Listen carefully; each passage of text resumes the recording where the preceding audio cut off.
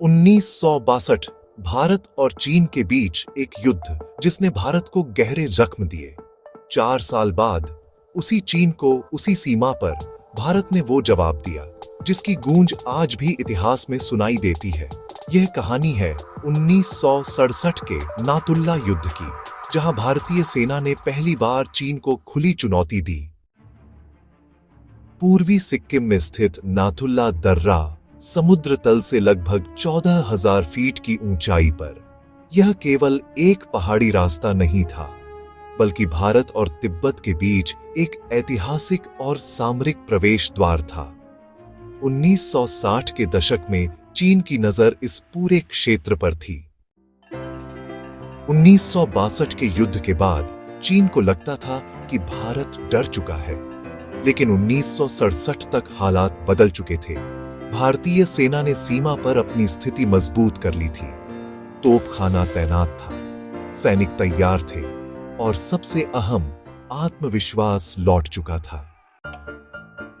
सितंबर 1967 भारतीय सैनिक नाथुला में सीमा को स्पष्ट करने के लिए कांटेदार तार बिछा रहे थे।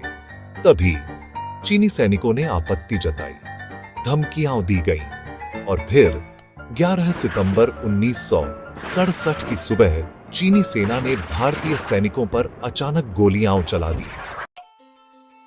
यह 1962 नहीं था। इस बार भारतीय सेना चुप नहीं रही। मेजर जनरल सगत सिंह के नेतृत्व में भारतीय तोपों ने चीनी बंकरों को सीधे निशाने पर लिया। ऊंचाई का फायदा भारत के पास था। तोपें दहाड़ी, मशीन गन गरजी, चीन की पोजीशन एक एक कर ध्वस्त होती चली गई। इस संघर्ष में भारतीय सेना के लगभग 80 से 90 वीर सैनिक शहीद हुए, लेकिन चीन को कहीं ज्यादा नुकसान उठाना पड़ा। भारतीय सैन्य आकलन के अनुसार 300 से अधिक चीनी सैनिक मारे गए। चीन ने कभी आधिकारिक आंकड़े नहीं दिए, लेकिन सच छुपाया नहीं जा सका। कुछ ही दिनों में चीन को समझ आ गया, नाथुला में भारत को झुकाया नहीं जा सकता। चीनी सेना पीछे हटने लगी और इस तरह 1967 का नाथुला संघर्ष भारत की स्पष्ट जीत के रूप में समाप्त हुआ। इसके बाद चोला में भी भारत ने चीन को करारा जवाब दिया। नाथुला युद्ध ने 3 बड़े संदेश दिए। पहला, 1962 की मानसिक हार खत्म हो चुकी थी। दूसरा, भारत अब सीमा पर किसी भी आक्रामकता का पूरा जवाब देगा। तीसरा, चीन के साथ सीधे टकराव में भारत पीछे नहीं हटेगा। नाथुला 1967 एक छोटी झड़प नहीं थी। यह था भारत के आत्मसम्मान की वापसी।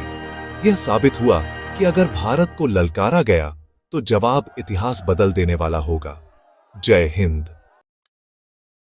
1962 की चुप्पी 1967 में तोपों की आवाज बन गई।